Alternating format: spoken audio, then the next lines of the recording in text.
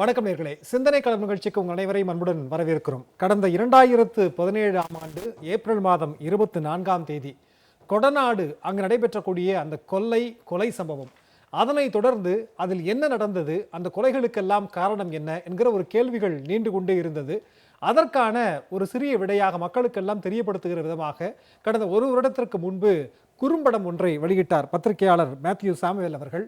அதனைத் தொடர்ந்து இந்த வழக்கு விசாரணை என்பது அனைவராலும் கவனிக்கப்பட்டு வந்தது. இந்த சூழ்நிலையில் ஆட்சி மாறியதற்கு பிறகு அந்த கொடநாடு கொலை சம்பவம் என்பதற்கு அதற்கான காரணம் யார் என்பதை நாங்கள் தேடி கண்டுபிடிப்போம், அதற்கு முழுமையான விசாரணைக்கு உட்படுத்துவோம் என்றும் திமுக தன்னுடைய தேர்தல் வாக்குறுதி கொடுத்திருந்தார்கள். இந்த நிலையில் அந்த விசாரணை என்பது மறு விசாரணைக்கு உட்படுத்தப்பட்டிருக்கிறது. இந்த சூழ்நிலையில் இன்றைக்கு சட்டப்பேரவையில் அதற்கு எதிர்ப்பு தெரிவித்து அதிமுக அதனை சார்ந்த சட்டமன்ற உறுப்பினர்கள் எல்லாம் முழக்கமிட்டார்கள். அதற்கு பிறகு வெளிநடப்பு செய்தார்கள், தர்ணா போராட்டம் என்பதை எல்லாம் இன்றைக்கு நீங்கள் செய்தி தொலைக்காட்சிகளிலே பார்த்திருப்பீர்கள். இந்த சூழலில் இதில் அரசியல் உள்நோக்கம் இருக்கிறது என்கிற ஒரு குற்றச்சாட்டை எடப்பாடி பழனிசாமி அவர்கள் முன்வைத்திருக்கிறார்கள். அவருடைய அந்த பேட்டியின் போதே பதற்றத்தையும் நம்மால் உணர முடிந்தது. எடப்பாடி மீண்டும் மறுவிசாரணை என்றவுடன் ஏன் பதறுகிறார்? விரிவாக நாம் வாதிக்க கடைபெற்றிருக்கிறோம். இன்றைக்கு நம்முடைய நிகழ்ச்சியிலே திமுகவினுடைய செய்தி தொடர்பாளர் ராஜீவ்காந்தி அவர்கள் இணைந்திருக்கிறார்கள். அது மட்டுமல்லாமல் காங்கிரஸ் கட்சியினுடைய துணைத் தலைவராக இருக்கக்கூடிய பொன் கிருஷ்ணமூர்த்தி அவர்கள் இணைந்திருக்கிறார்கள். மற்றும் பத்திரிகையாளர் மேத்யூ சாமுவேல் அவர்கள் இணைந்திருக்கிறார்கள். மற்றும் விஜயன் வழக்கறிஞர் சயான் அவருடைய தரப்பில் ஆஜராகக்கூடிய வழக்கறிஞர் அவரும் இணைந்திருக்கிறார்கள். 4 பேரை வரவேற்று நாம் நிகழ்ச்சிக்குள் செல்லலாம். அனைவருக்கும் வணக்கம். நான் முதல்ல மேத்யூ சாமுவேல் சார்கிட்டேருந்து கேட்க ஆரம்பிக்கிறேன். இன்னைக்கு இந்த இன்வெஸ்டிகேஷன் அப்படிங்கிறது திரும்ப முதல்ல இருந்து ஆரம்பிக்கப்படும் அப்படிங்கிற ஒரு முடிவை தமிழ்நாடு கவர்மெண்ட் எடுத்திருக்கிறாங்க. நீங்க எப்படி பாக்குறீங்க sir? It is a very good decision actually because 3 years back, 3 வருஷம் முன்பு, so we came out and published this story for the public domain. Only we demanded only free and fair investigation, nothing else. And what Manu given the interview, and after a long conversation and everything, so we gone for each and every vertical of the allegations. Then we got a lead. What exactly these guys are saying, some percentage, it's more than 90% is correct. Actually, how this 5 people killed and road accident, some of the very horrible road accident. And what we used to say, what we said that we need a free and fair investigation and culprit have to book. Who is behind all this robbery, looting and everything? That is only we demanded. Finally, the court order and the government also decided to go for investigation. That is another one of the happiest day. And what exactly happened after this? Our story came out. The former chief minister, Mr. Palaniswamy, was too much. He put the gag order and making arrest of these guys and put a case against me in Delhi. So I was the one who instrumental for the riots. Just imagine, this is my job. What I did. Let it go for a free and fair investigation. And people of Tamil Nadu needed justice. Who all those behind? That's only I wanted to say. நீங்க இதுல அரசியல் உள்நோக்கம் எதுவும் இருக்கிறதா நினைக்கிறீங்களா? Do you think is any political motive in this reinvestigation? There is no political motive. This is a investigative, fair investigative story. See, initial days we demanded, and the chief minister of Tamil Nadu, former chief minister, that time he was the chief minister. Okay. So Palaniswamy can order an investigation. What all the allegation is right or wrong? What all the verticals right or wrong? This is only we demanded. There is no politics there. 5 people killed and saying that investigation happening. How can he say that it's a politics?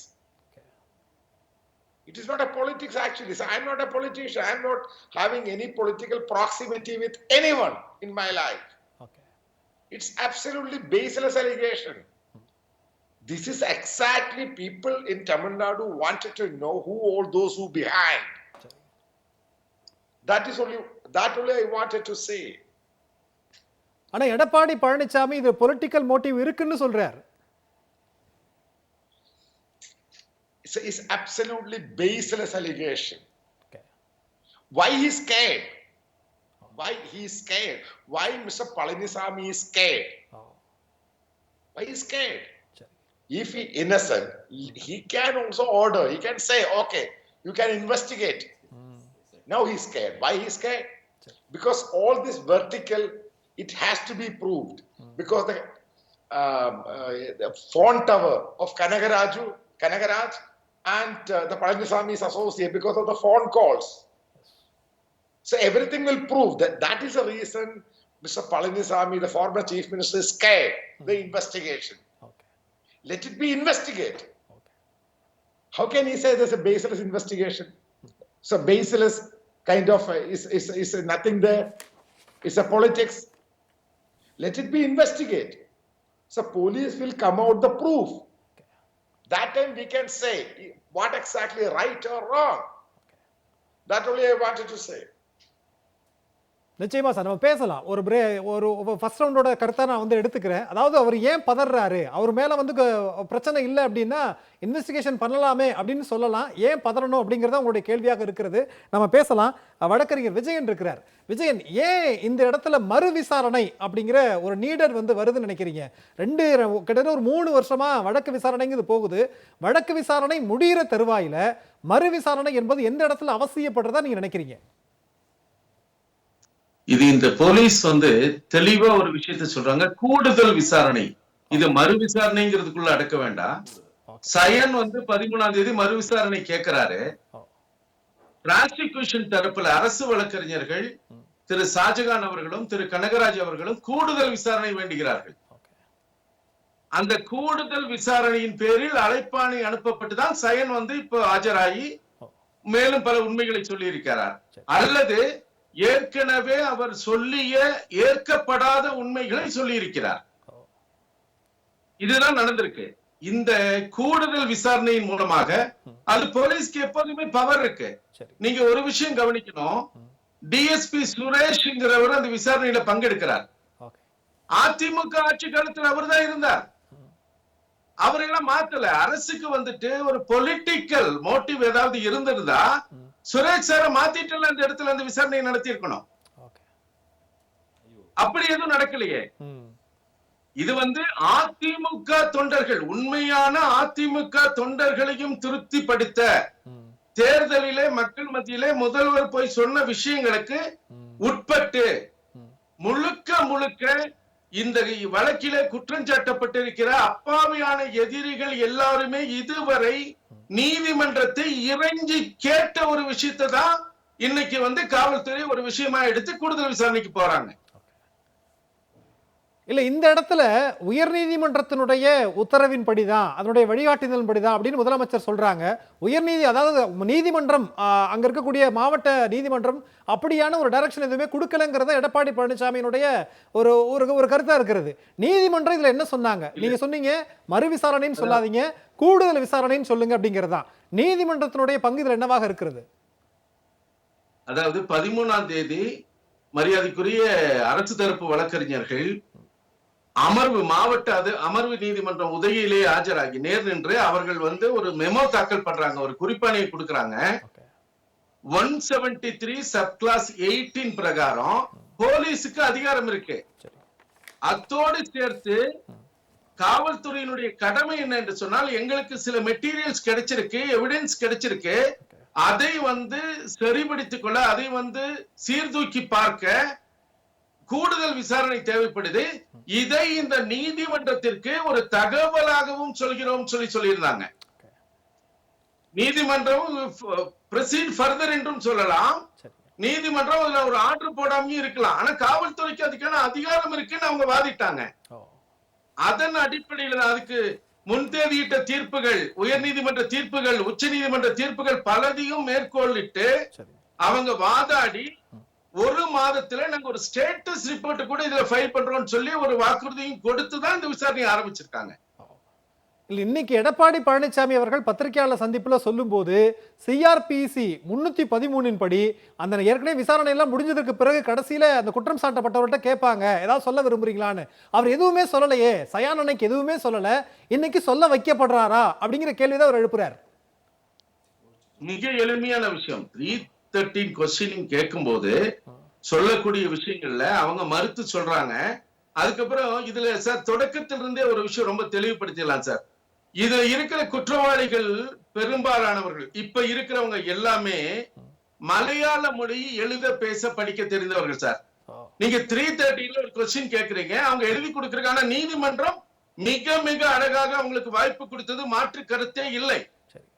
ஆனால் இவங்க அதை prepare பண்ணி தன்னுடைய வழக்கறிஞர்களுக்கு கொடுத்து அதை சொல்றதுக்கான வாய்ப்பு இல்ல. அது முன்னாடியே இதே நீதிமன்றத்துல கேட்டாங்க. வழக்கத்தின் தொடக்கத்துல நாங்க ஒரு ஒப்புதல் வாக்கு மூலம் கொடுக்கணும்னு சொல்லி வந்தாங்க. அதற்கான வாய்ப்பு மறுக்கப்பட்டது. இதுதான் உண்மை. 313 கொஸ்டின் முடிஞ்ச பிறகு டிஃபென்ஸ் எவிடன்ஸ் சொல்லிதான் நாங்க எடப்பாடி பழனிசாமி, இதே மரியாதைக்குரிய எடப்பாடி பழனிசாமி அவர்களை, சசிகலா அவர்களை, சஜீவன் அவர்கள், இருந்த மாவட்ட ஆட்சியர் சங்கர் அவர்களை, அப்போதைய மாவட்ட எஸ்பி காவல் கண்காணிப்பாளர் முரளிராம் இவங்களை எல்லாம் அழைக்க சொல்லி நாங்க மனு தாக்கல் பண்றோம். A3, A5, A8 இந்த 3 பேர் இந்த மனு தாக்கல் பண்றாங்க. அந்த மனு இங்க தள்ளப்பட்டு இன்றைக்கு அது இதுல வரிசை எண்ணிடப்பட்டு மாண்புமை உயர் நீதிமன்றத்துல இருக்கு. ராஜீவ் காந்தி உங்ககிட்ட தான் கேட்க விரும்புறேன். இப்போ விசாரணைகள்லாம் முடிய போற சமயத்துல இப்ப திடீர்னு திரும்ப ஆரம்பிச்சோம் அப்படின்னா அது அரசியல் நோக்கோட தான் பார்க்கணுங்கிறது எடப்பாடி பழனிசாமியுடைய கருத்தாக இருக்கிறது. நாங்க தர்ணா போராட்டம் பண்ணுவோம், அடுத்த 2 நாள் நாங்க அதாவது சட்டமன்ற மன்றத்தினுடைய பேரவையிலையும் கலந்துக்க மாட்டோங்கிற முடிவு எடுக்கிற அளவுக்கு இது போயிருக்கிறது. முதல்ல மரியாதைக்குரிய பத்திரிகையாளர் மேத்யூ சாமுவேலுக்கு என்னுடைய நன்றியை தமிழ்நாடு மக்கள் சார்பாகவும் திராவிட முன்னேற்ற கழக சார்பாகவும் நன்றி தெரிவிக்க விரும்புகிறேன். Sir, first of all thank you for Mathew sir. 3 years you are going on continue and fight for faith justice.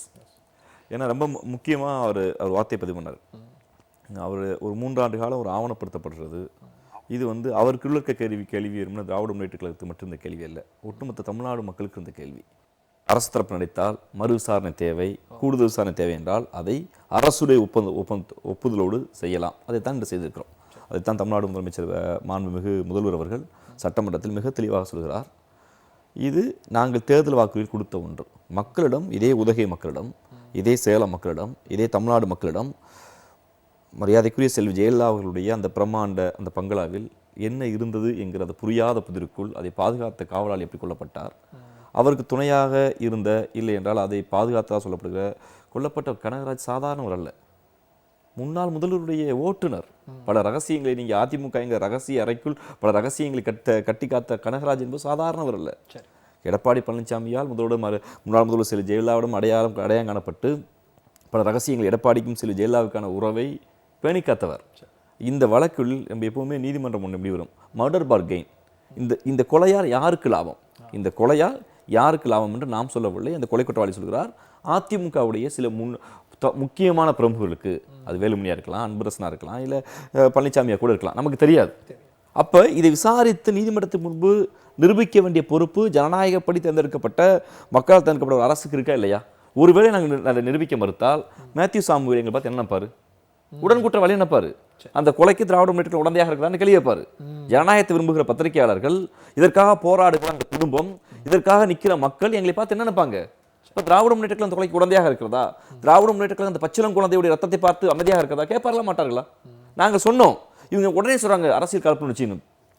ஒரு காவல் நிலைய ஒரு காவல் நிலையத்தில் சாதாரண திருட்டு நடந்தால், ஒரு பாலியல் வன்முறை நடந்தால், ஒரு சாதிய தீண்டாமை நடந்தால் காவல்துறை அமைதியாக இருக்க முடியுமா?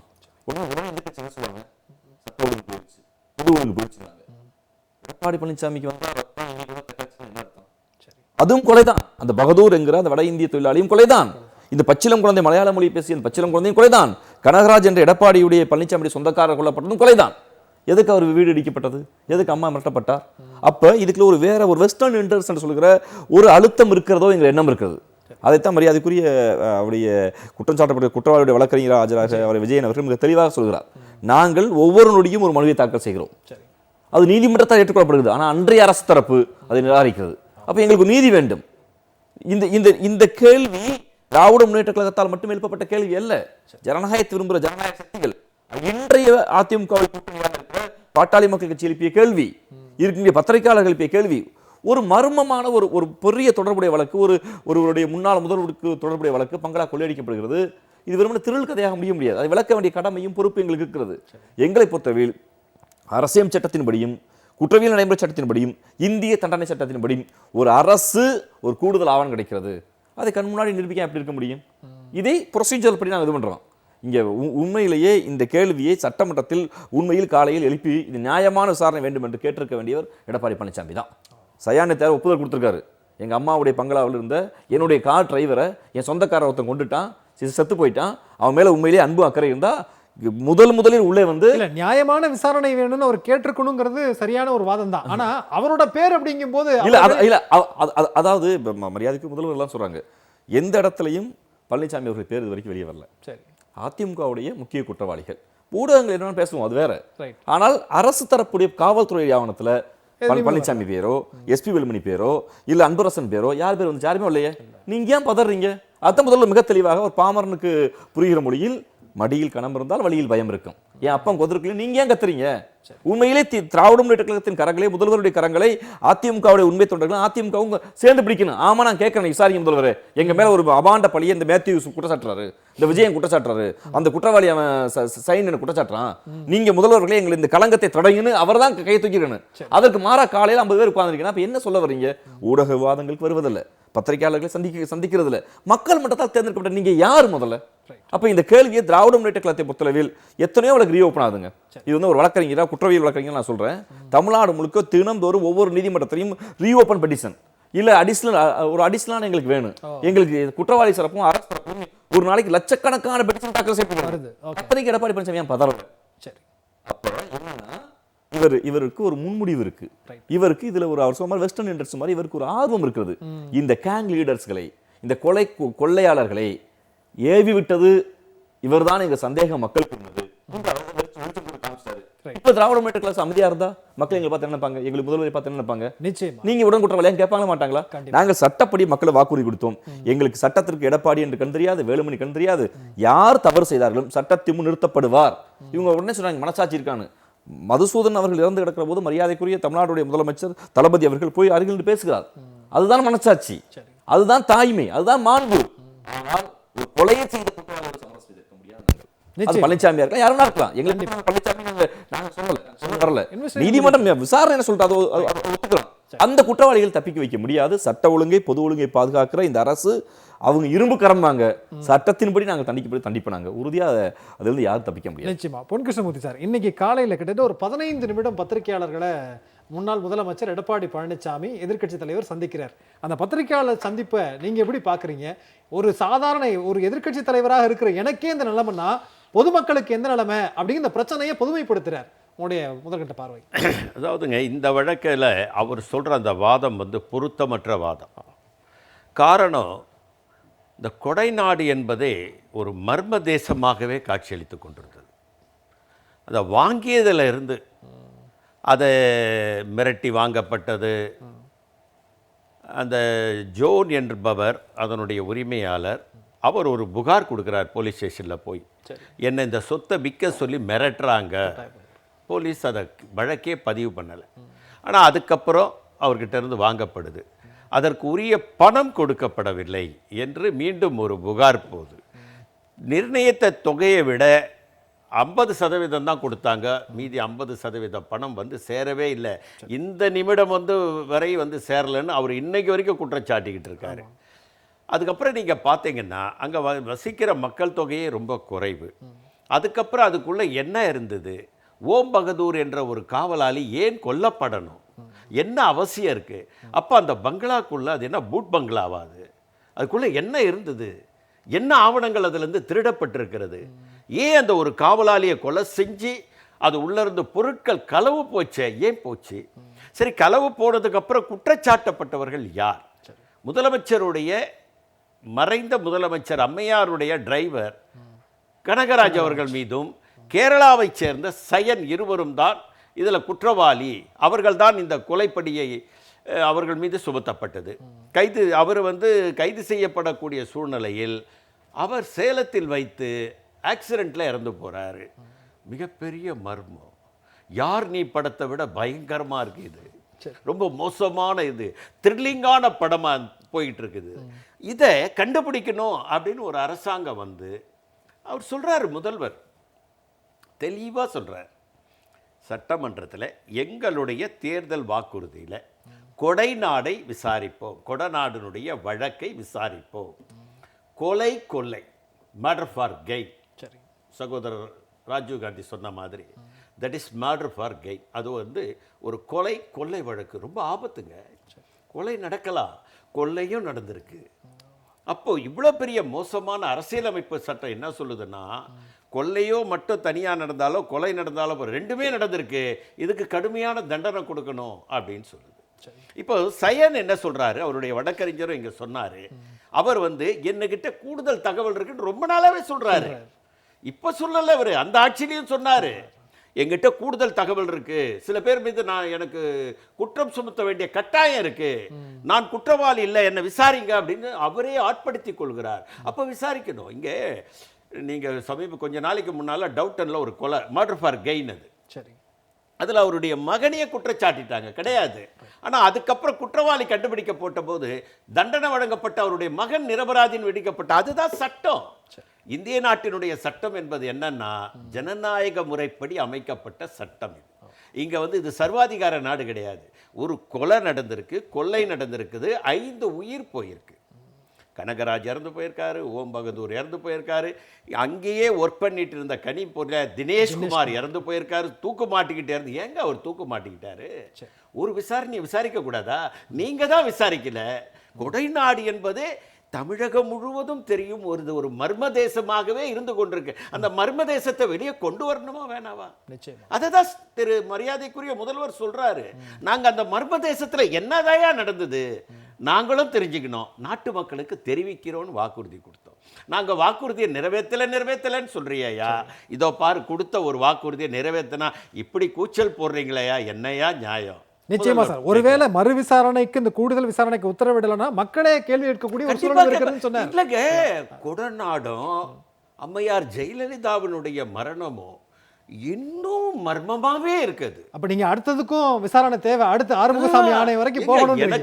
என்னை பொறுத்த வரைக்கும் என்னுடைய முதல்வர் அவர் எந்த கட்சியான இருந்துட்டு, என்னுடைய முதல்வர் மரணத்துல மர்மம் இருக்கு நானும் நினைக்கிறேன். சரி, சாதாரண தமிழக மக்கள் நினைக்கிறான். இந்த புதிதாக ஏற்பட்ட அரசாங்கமாவது அதை கண்டுபிடிச்சு கொடுக்கணும்னு ஒரு சாதாரண பிரஜையா நான் நினைக்கிறதுல என்னங்க தப்பு? மேத்யூ சார், உங்ககிட்ட தான் கேட்க விரும்புறேன். கடந்த லாஸ்ட் 3 இயர்ஸா நான் இதுக்காக போராடிட்டு இருக்கிறேன் அப்படின்னு நீங்க சொன்னீங்க.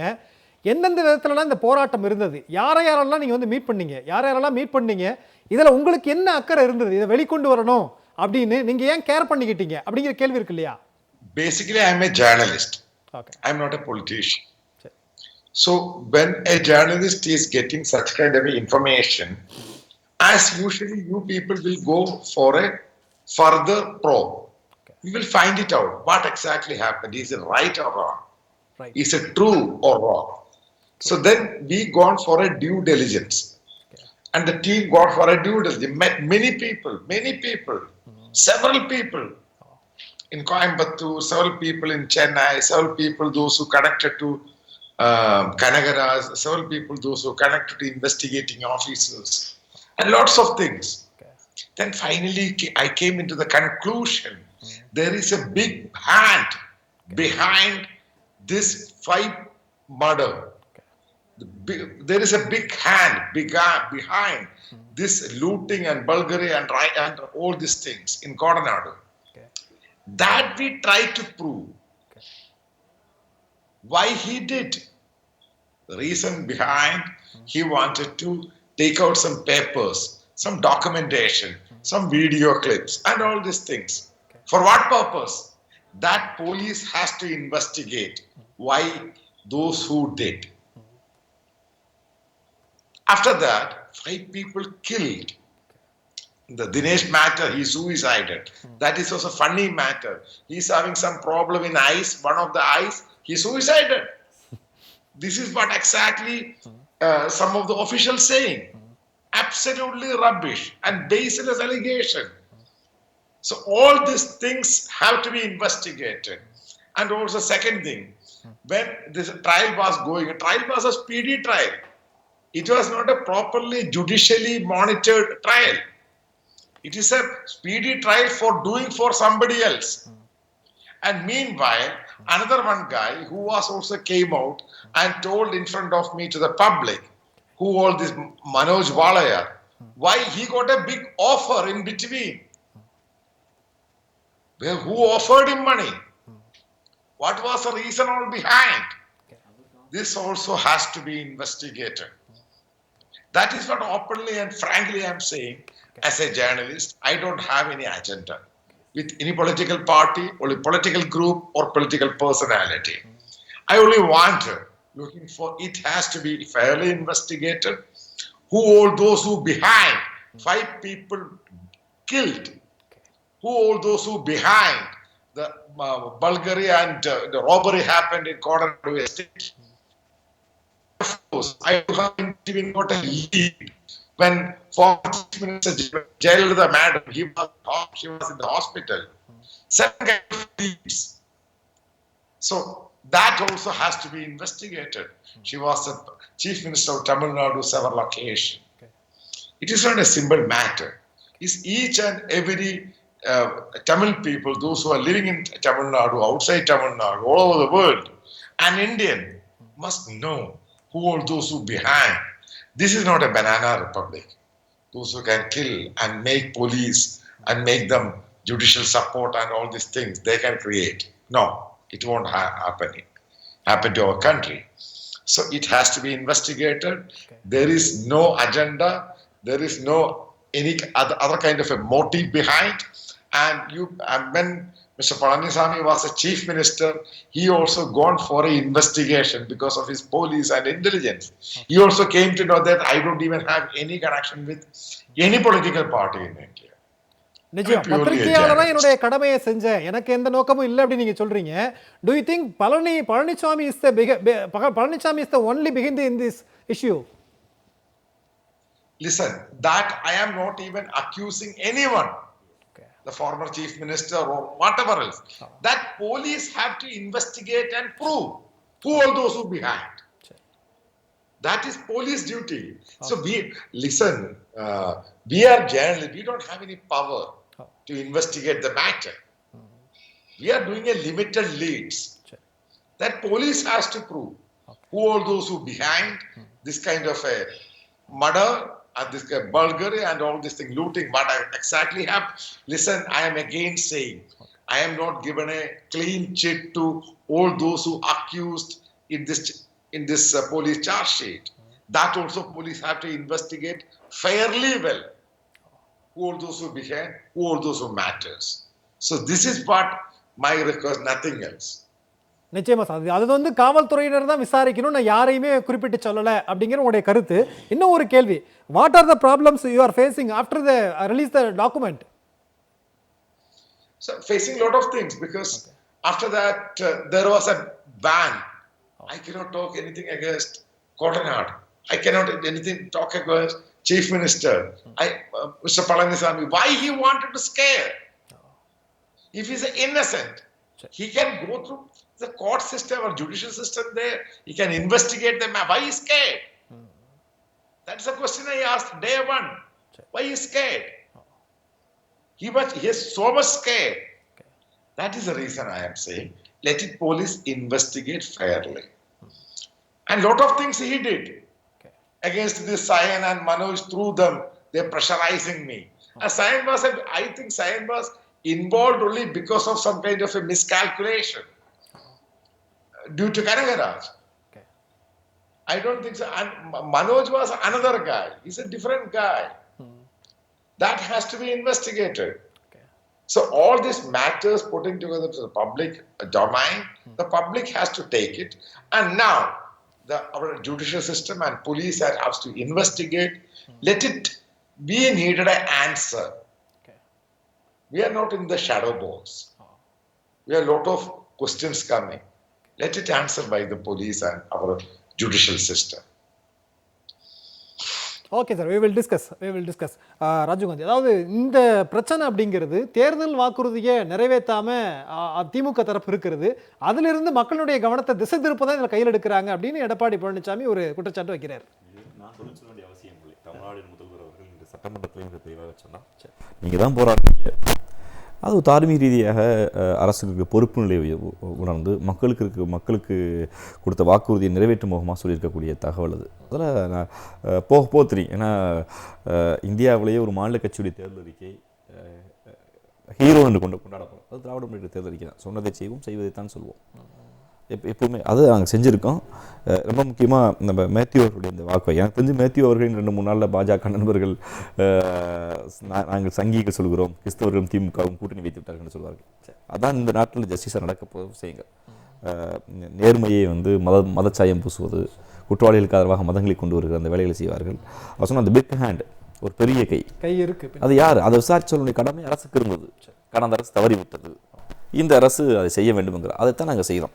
இதில் இன்றைக்கி செய்தித்தாள்கள் வந்திருக்கக்கூடிய அவருக்கு குற்றவாளியுடைய வாக்குமூலங்களாக இந்த விஷயங்களை மிக முக்கியமான விஷயம் அவர் சொல்கிறார். நான் கேரளாவை சேர்ந்தவர் என்றாலும், அந்த சைனுடையது, நான் கேரளாவை சேர்ந்தவர் என்றாலும் சேலத்தில் பேக்கரி நடத்தினேன். அப்போது தான் கனகராஜுக்கு எனக்கும் பழக்கம் ஏற்பட்டது. இருவரும் நண்பர்களானோம். முடிக்கும்போது அவர் சொல்கிறார், ஏன் செய்யணும்னு கேட்டபோது, இதனால் இந்த உண்மையை கூறுகிறேன். ஏன் செய்கிறேன்னா, அதிமுகவில் மூத்த தலைவர் மற்றும் அதிகாரத்தில் இருந்தவர்கள் பெயரை கனகராஜ் சொன்னார், அவர்கள்தான் செய்ய சொன்னார் என்று. அப்போ இந்த கொலை யாருக்காக நடந்தது? இந்த கொள்ளை யாருக்காக நடந்தது? கனகராஜ் கொலை யாருக்காக நடந்தது பின்னாடி பார்க்கலாம். முதல்ல அந்த காவலாளியுடைய கொலை யாருக்காக நடந்தது? அப்போ அந்த கொள்ளை யாருக்காக நடந்தது? ஐயா கிருஷ்ணமூர்த்தி அவர்கள் சொன்னாங்கல்ல, இந்திய குற்றவியல் நடைமுறை சட்டத்தில் கொலை வேற கொள்ளை வேறையா பிரிச்சா வேற. ஆனால் கொலையும் கொள்ளையும் நடந்தால் அது தூக்கு தண்டனைக்கு நிகரான வழக்குகள். அப்படி ஒரு குற்றவாளி எப்படி தப்பிக்க விட முடியும்? இது சாதாரண திருட்டு, இது காம்பட்டபிள் அஃபென்ஸ் இல்லை, சமாதானமாக போகிற குற்றங்கள் இல்லை. இது சமூகத்தை சீர்குலைக்கிற, மன்னிக்க முடியாத, சமரசம் செய்ய முடியாத, ஒருவேளை சைன் மன்னித்தாலும், கனகராஜின் அப்பா அம்மா மன்னித்தாலும், திவான் பகதூர் அந்த பகதூருடைய குடும்பம் மன்னித்தாலும் அரசு மன்னிக்க முடியாது. அதான் சட்டம். இது சமரசமாக முடியாத வழக்கு. அப்படி ஒரு கொலை குற்றவாளியை காப்பாற்றுகிற முயற்சி திராவிட முன்னேற்ற கழகம் செய்ய முடியாது. அது சட்டத்திலும் இடமில்லை. இல்ல, அரசு தன்னுடைய கடமையை செய்யட்டும். இன்னொரு குற்றச்சாட்டு அவர் வைக்கிறார். என்னன்னா, சயானுக்கு அங்கிருந்து டாக்குமெண்ட்ரி வெளியே வந்ததற்கு பிறகு மத்திய குற்றப்பிரிவு நேரடியாக போய் டெல்லியில போய் கைது பண்ணிட்டு வர்றாங்க. அந்த சூழல்ல ஜாமீன் வாங்கி கொடுக்க ஜாமீன்தாரரா இருக்கிறதுங்கிறது திமுகவை சார்ந்தவங்க. அப்ப அதுல 2 பேரும் கூட்டா அப்படிங்கிற ஒரு கேள்வியை முன்வைக்கிறார். ஒரு இடத்துக்கு முன்னால் நடந்த சம்பவம் இல்லை. இது அதாவது இந்த நீதிமன்ற நடைமுறைகளில் நான் ஒருத்தர் குற்றம் சாட்டப்பட்டார்னா அவர் பிணைகளை விடுவிப்பதற்கு நீதிமன்றங்களை உத்தரவிட்டா ஜாமீன்தாரா அவருக்கு தெரிந்தவர் யாருன்னா இருக்கலாம், அவர் எந்த கட்சியாக கூட இருக்கலாம், அவருக்கு நம்பிக்கை அளிப்பவர்களாக இருக்கலாம். அவர் ஒட்டுமொத்தமாக ஒரு உறுப்பினர் இருக்க அவர் கட்சியை யாரும் குற்றச்சாட்டல. நாங்கள் பழனிசாமி அதிமுக ஸ்ட்ரக்சர் குற்றச்சாட்டலையே, நாங்கள் கனகராஜ் திரும்புவதற்கான அதிமுகவுடைய அமைப்பு குற்றச்சாட்டலையே. தனிப்பட்ட நபர் அந்த பெஹாண்ட் யார், அதான் எங்களுடைய இது. எங்களை பொறுத்தவரை ஜாமீன் கொடுத்தவர் யார், அதெல்லாம் பிரச்சனை இல்லை. நாங்கள் ஒன்றும் இந்த குற்றவாளி செயலை புனிதப்படுத்தலை, ஒன்றும் காப்பாற்றலை. அரசு நடைமுறையின்படி ஒருவேளை அவர் அப்ரூவராக மாறினார், அரசு தரப்பு சாட்சியாக மாற விருப்பப்பட்டால் அதை நாங்கள் ஆதரவு எடுத்துக்க போகிறோம். இது குற்றவியல் நடைமுறை சட்டம், இந்திய அரசின் சட்டத்தால் அங்கீகரிக்கப்பட்ட, பாராளுமன்றத்தால் அங்கீகரிக்கப்பட்ட நடைமுறையில் ஒரு குற்றவியல் நடைமுறை சட்டம். அது ஒரு அரசு ஒரு கொலையை நிரூபிப்பதற்கு பர்டன் ஆஃப் ப்ரூஃப் அலிபி எங்களுக்கு தான் இருக்கு, அவங்களுக்கு இல்லை. நாங்கள் நிரூபிக்க வேண்டிய பொறுப்பு அரசுக்கு இருக்கு. நிரூபிக்க வேண்டிய பொறுப்புக்கு கூடுதல் தகவல் வந்தால், கொலையை செய்த குற்றவாளியை யாருக்காக செய்தேன் என்று சொன்னால் அது நியாயபூர்வமாக சட்டப்பூர்வமாக நீதிப்படி இருந்தால் அதை எப்படி நாங்கள் இல்லைன்னு மறுக்க முடியும்? அப்போ அவர் சொல்லுகிற அந்த வேலிட் ரீசன், இந்த கொலை அவர் ஏன் அது இறங்கி வர்றாருன்னா, என் பச்சளை குழந்தை போயிடுச்சு, என் மனைவி போயிட்டாங்க, இனிமே அந்த பணமும் பொருள் எனக்கு இருக்கு, இந்த கொலையை யாருக்காக செய்தேன், எனக்கு ஒரு லாபம் வரும் செஞ்சேன், இந்த லாபத்தை கொள்ளை கொடுக்குற கூட்டாளி யாரா இருந்தாரு, கனகராஜா இருந்தாரு, கனகராஜுக்கு யாரை செய்ய சொன்னாரு, அதான் சொல்றாரு. அந்த பிகாண்ட் யாரு, அந்த குற்றவாளி யாரு? நாங்க பழனிசாமின்னு சொல்லல, நாங்க இப்ப வேலுமணின்னு சொல்லல, நாங்க பத்திரிகையில சொல்லலாம், அது வேற. மேத்யூ சாருமே பேரை சொல்லல, அவருமே பேரை சொல்லல, பிகாண்ட் தான் சொல்லல. அப்ப ஊடகத்துக்கும் இருக்கக்கூடிய அரசு தரப்புக்கும் ஒரு நியாயம் இருக்கிறது. இப்படி மக்களால் நம்பப்படுகிற ஒரு மர்ம தேசமாக இருக்கிற ஒரு குற்றவாளி கதறிக்கொண்டே இருக்கிறான். நான் கொலை செய்தேன், கொலை செய்தேன், யாருக்காக கொலை செய்தேன்? சும்மா அதை கொள்ளடிக்கப்பட்ட பணம் இருந்தாங்க, வாட்சிருந்தாங்க, ஆவணங்கள் இருந்தாங்க, ஒரு கொலை நடந்திருக்கு, நான் தான் சொன்ன ஒத்துக்கிறேன், ஆமா நான் தான் செஞ்சேன். யாருக்குப்பா செஞ்சேன்? என்ன மோட்டிவ்? அந்த வாட்ச்மேனுக்கு அந்த சைனுக்கு என்ன மோட்டிவ்? அப்போ கனகராஜ் கூட்டிட்டு போனாங்க. அப்போ கனகராஜுக்கு என்ன மோட்டிவ்? வாட்ச்மேன் அவர் மாமா மச்சான் உறவா? மாமா மச்சான் உறவு கனகராஜுக்கும் பழனிசாமிக்கு தான் இருக்கு, அதான் பிரச்சனை எங்களுக்கு. அவருக்கும் வாட்ச்மேனுக்கு இல்லையே. அப்போ இந்த மோட்டிவ் எது யாருனால வந்தது, எதற்கு வந்தது, இதை மக்களுக்கு தெரிவிக்க வேண்டிய இது இருக்கு. அவங்க என்ன சொல்றாங்க, இது கடந்துருக்குங்களா? எப்படி கடக்க முடியும்? கடப்பது ஜனநாயகமா, கடப்பது சட்டத்தின்படி ஆட்சியா? அதை ஒருபோதும் செய்ய முடியாது. அதைத்தான் இப்போது நாங்கள் செய்கிறோம். விஜயன் சார், உங்ககிட்ட தான் கேட்க விரும்புகிறேன். கடந்த ஆட்சியின் போது இந்த விசாரணையின் போது சயான் இவர்கள் எல்லாமே, சயானாக இருக்கட்டும், மனோஜாக இருக்கட்டும், ரவி, இவங்கெல்லாம் ஏதாவது துன்புறுத்தப்பட்டார்களா? ஏன்னா ஒரு பக்கம் ஒரு அரசுக்கு எதிராக அதில் அதிகாரி அங்கே அதை நிர்வகிக்கக்கூடியவர்களுக்கு எதிராக ஒரு குற்றச்சாட்டை வைக்கும்போது இந்த அரசாங்கம், பழைய அரசாங்கம் அவர்கள் எப்படி அணுகுனுச்சு அப்படிங்கிற ஒரு கேள்வி இருக்கு இல்லையா? அதாவது இந்த வழக்கு நடந்த சூழலை பாத்தீங்கன்னாக்கா, கொரோனா காலகட்டத்துல இந்த வழக்கு நடத்தப்பட்டது.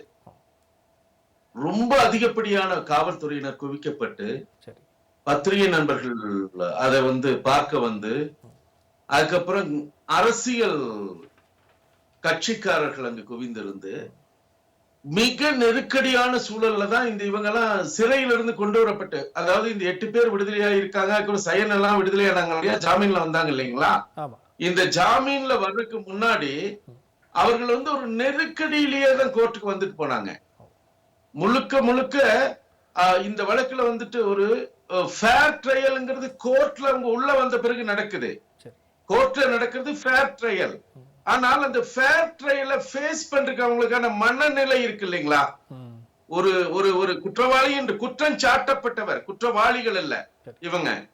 இந்த குற்றம் சாட்டப்பட்டவர்கள் நீதிமன்றத்தில் நீதி பரிபாலனம் என்று சொல்லப்படுகிற அட்மினிஸ்ட்ரேஷன் ஆஃப் ஜஸ்டிஸ், அதற்கு முன்னாடி தங்களை ஒப்பு கொடுத்து நிற்கும் போது அவங்க மனசுல அந்த அளவு ஒரு தெளிவும், அந்த நீதிமன்றத்தின் மேல ஒரு நம்பிக்கையும், அந்த ஃபேர் ட்ரையலை ஃபேஸ் பண்ணக்கூடிய அந்த ஒரு திடம் அவங்களுக்கு இருக்கணும். அது இந்த வழக்குல சென்ற ஆட்சியில இருக்கவே இல்லைங்கிறது என்னுடைய தாழ்மையான கருத்து.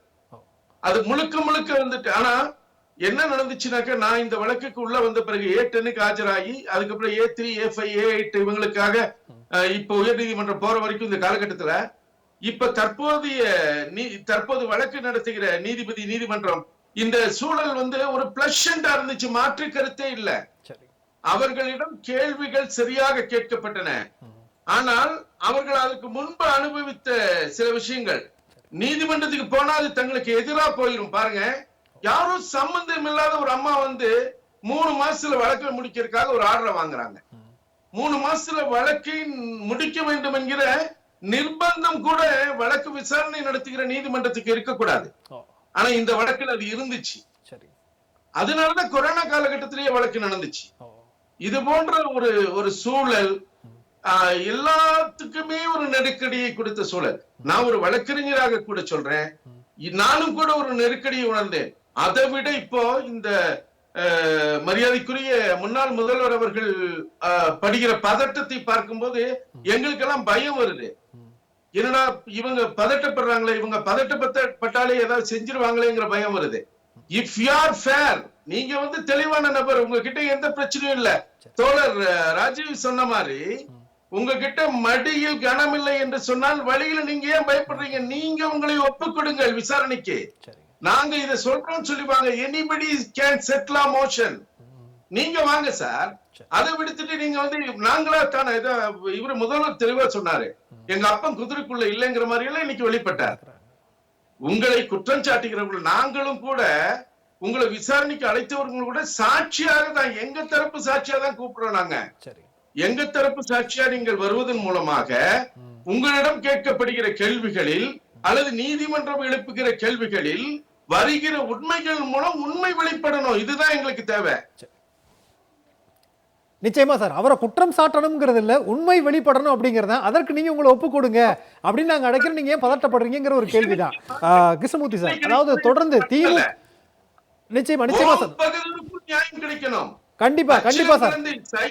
குழந்தைக்கு நியாயம் கிடைக்கணும். அந்த இறப்புக்கு, தினேஷனுடைய மரணத்திற்கு, ஒரு இளம் பெண்ணினுடைய சாவுக்கு, அங்க கனகராஜனுடைய இறப்புக்கு, எல்லாத்துக்கும் ஒரு நியாயம் வேணும். நிச்சயமா சார், அந்த நீதியை தான் எல்லாரும் எதிர்பார்க்கிறாங்க. அதை தான் வெளிப்படையா வேணும் அப்படிங்கறது எல்லாருடைய கருத்து. மேத்யூ கூட அதான் சொன்னார். கிருஷ்ணமூர்த்தி சார், அதாவது திமுக அரசாங்கம் வந்ததற்கு பிறகு இது எப்படின்னா, ஏற்கனவே ஊழல் குற்றச்சாட்டு இல்ல வருமானத்திற்கு அதிகமாக சொத்து குவித்த அமைச்சர்கள் ரைடு அப்படிங்கிறதையும், இப்போ இந்த மாதிரியான ஒரு விஷயம் என் பேர் சேர்த்திருக்கிறாங்கன்னு எதிர்க்கட்சி தலைவர் பைட் கொடுக்கறது அப்படிங்கிறதையும் மக்கள் சேர்த்து எப்படி பார்ப்பாங்க? ஒருவேளை இது பழிவாங்க நடவடிக்கையா அப்படிங்கிற சிந்தனை இது வருமா? இல்ல அப்படி மக்கள் நினைக்கல. ஏன்னா கடந்த காலங்களில் இவங்க ஊழல் கைப்புண்ணுக்கு கண்ணாடி தேவையே இல்லை. இப்போது முன்னாள் அமைச்சர் வேலுமணி வீட்டில் போய் ரெய்டு பண்ணும் பொழுது ஏன் நீங்கள் பயப்படுறீங்க? வாங்க பாருங்க, எதை வேணாலும். நீங்கள் ஒன்றும் கக்கன் இல்லையே, நீங்கள் கக்கன் மாதிரியா வாழ்ந்தீங்க? மரியாதைக்குரிய திரு வேலுமணியினுடைய பையன் வந்து எப்படி ஆடம்பர வாழ்க்கை வாழ்கிறாங்கன்னு 2 நாளைக்கு முன்னால் எல்லா வாட்ஸ்அப்லேயும் எல்லா இதுலேயும் ஊடகங்களையும் காட்டினாங்க. அப்போ நீங்கள் குற்றவாளி அப்படின்ற ஒரு நோக்கத்தில் தான் உங்களை வந்து விசாரிக்கிறாங்க. நீங்கள் முதலமைச்சர் சொல்கிறாரு, உங்களுக்கு மடியில் கனம் இருக்குது, நீங்கள் பயப்படுறீங்க. நீங்கள் ஃப்ராங்காக இருங்க. இப்போ கூட முதலமைச்சர் முன்னாள் முதல்வர் என்ன பண்ணணும், பழனிசாமி அவர்கள், இந்த வழக்கு வருது, நான் நிரபராதி, எந்த விதமான குற்றச்சாட்டு என் மீது சுமத்தினாலும் எதிர்கொள்ள தயாராக இருக்கிறேன் அப்படின்னு நீங்கள் ஒரு ஆண்மகனாக நின்று இருக்கணும். ஆனால் நீங்கள் என்ன பண்ணுறீங்க, வெளியில் போய் கலாட்டா பண்ணுறதுலேருந்தே நீங்கள் பயப்படுறீங்க. சட்டத்தின் முன் நின்று உங்கள் சாட்சியத்தை இழைப்பதற்கு நீங்கள் பயப்படுகிறீர்கள். காரணம், சயான் வந்து உள்ளே வந்தான்னா ஏதாவது ஒன்று சொல்லி நம்மளை மாட்டி விட்டுருவான்னு அவர் பயப்படுறார். ஏன் பயப்படுறாருன்னா அவருக்கு மடியில் கனம் இருக்குது. இந்த வழக்குகளை நீங்கள் நல்லா பார்த்தீங்கன்னா இந்த 5 கொலையும் எப்படி நடக்குது, எப்படி கொலை நடக்க முடியும்? அவங்கெல்லாம் குற்றவாளி. அந்த குற்றவாளிகளை நீங்கள் காப்பாற்றணுங்க. சட்டம் என்ன தெரியுங்களா சொல்லுது, குற்றம் சாட்டப்பட்ட ஒரு குற்றவாளியை நீங்கள் ரொம்ப ரொம்ப பாதுகாப்பாக அவங்கள வச்சிருக்கணும். ஏன் நம்ம வந்து புடைசூட குற்றவாளிகளை எடுத்துட்டு வராங்கன்னு கேட்டிங்கன்னா அவங்க உயிருக்கு இன்னொருத்தரால் ஆபத்து வந்துடக்கூடாது. ஏன்னா அந்த குற்றவாளி நிரபராதியாக கூட இருக்கலாம். நம்முடைய அரசியலமைப்பு சட்டம் என்ன சொல்லுதுன்னா 1000 குற்றவாளி கூட தப்பிச்சு போயிடலாம், ஆனால் ஒரே ஒரு நிரபராதி கூட தண்டிக்கப்படக்கூடாது. அதுதான் நம்முடைய அரசியலமைப்பு சட்டத்தை நம்முடைய பெரியவர்கள் எழுதி வச்சுட்டு போயிருக்காங்க. ஒரே ஒரு நிரபராதி கூட இங்கே தண்டிக்கப்படக்கூடாது. ஆனால் இதில் நிரபராதிகள் தண்டிக்கப்பட்டு விடுவார்களோ என்று இந்த அரசாங்கம் அச்சப்படுகிறது. குற்றவாளிகள் தப்பித்து விடுவார்களோ என்ற ஒரு நிலை இருக்கிறது காரணத்தினால் இதை விசாரணைக்கு கொண்டு வருகிறார்கள். நீங்கள் போங்களேன், சட்டத்தை முன்ன நில்லுங்களே. 2G வந்ததில்லை. மரியாதை குறித்து ராஜா என்ன சொன்னார், நான் பெயிலே கேட்க மாட்டேன். போய் நின்று ஆண்மகனா சொன்னார்ல, அவரே வாதாடினார்ல, கில்லாடி மாதிரி நின்னார்ல. நீங்க போய் அவர் ஒரு மத்திய அமைச்சரா, அதுவும் யூனியன் கேபினெட் மினிஸ்டரா இருந்தவர், ஜெயிலுக்கு நம்ம ஆட்சி இருக்கும் போதே பண்ணோம் அதை நாங்கள் குற்றம். அப்புறம் என்ன சொன்னார் அந்த ஜட்ஜி, நான் தூங்கவே இல்லை, நைட்டெல்லாம் கண்ணு முழிச்சிருந்தேன், ஒரே ஒருத்தன் வருவானா, கண்ணெல்லாம் பூத்து போச்சு, எதிர்பார்த்து எதிர்பார்த்து காத்திருந்தேன், ஒருவர் கூட வரவில்லை. ராஜா அவர்களே, திருமதி கனிமொழி அவர்களே, நீங்கள் வீட்டுக்கு போங்கன்னு சொன்னாரா இல்லையா? அப்போ நீங்களும் நிரபராதினா வீட்டுக்கு போங்கன்னு சொல்ல போகிறாங்க. 2G உங்களால் நிரூபிக்க முடிஞ்சுதா? ஆனால் குற்றம் என்று வந்தவொடனே எங்கள் ஆட்சி சட்டத்தின் முன்னால் நிறுத்தணும். சட்டம் அவர்களை விடுவித்து விட்டது. நீங்கள் போய் சட்டத்தின் முன்னால் நில்லுங்க. சட்டம் குற்றவாளிகளை மட்டும்தான் தண்டிக்கும். சரி, 2Gயே அதற்கு ஒரு உதாரணம். ஆகவே நீங்கள் குற்றம் செய்திருக்கிறீர்கள், உங்கள் மடியில் கனம் இருக்கிறது, ஆகவே நீங்கள் வழியில் மிகுந்த பயத்தோடு இருக்கிறீர்கள், நீங்கள் தப்பிப்பது சிரமம் என்பதை சொல்லி முடிக்கிறேன். நிச்சயமா சார், நம்ம தலைப்பே கூட ஏன் பதறுகிறார் பழனிசாமி அப்படிதான் சொல்லி வச்சிருந்தோம். மேத்யூ சாரும் அதுதான் கேட்கிறார், ஏன் நீங்க பதறீங்க அப்படின்னு கேட்கிறார். சுருக்கமா பல நாள் திருடன் ஒரு நாள் அகப்படுவாங்க. அவர் பழனிசாமி பொருந்தது இல்லையோ உறுதியாக இந்த கொலை வழக்கு இருக்கிற பல பேருக்கு அது பொருந்தும். இன்னைக்கு இரவு யார் நிம்மதியாக தூங்குறாங்கன்னு தெரியும். அவங்க மனசாட்சி பதில் சொல்லும். சட்டம் வந்து கண்ணுக்கு அதெல்லாம் இல்லை, ஆதாரம் இருந்தால் யாருன்னா தண்டிக்கப்படுவார். நிச்சயமா சட்டம் தன் கடமையை செய்யும், பொறுத்திருந்து பார்க்கலாம். மக்களும் அதை தான் எதிர்நோக்கி காத்திருக்கிறாங்க. இதுக்கு ஒரு உண்மை வெளிவரணும் அப்படின்னு நிகழ்ச்சியில் பங்கு கொண்ட அத்தனை சிறப்பு விருந்தினர்களுக்கும் நன்றி. நேரில் மீண்டும் நிகழ்ச்சியில் சந்திக்கலாம். நன்றி, வணக்கம்.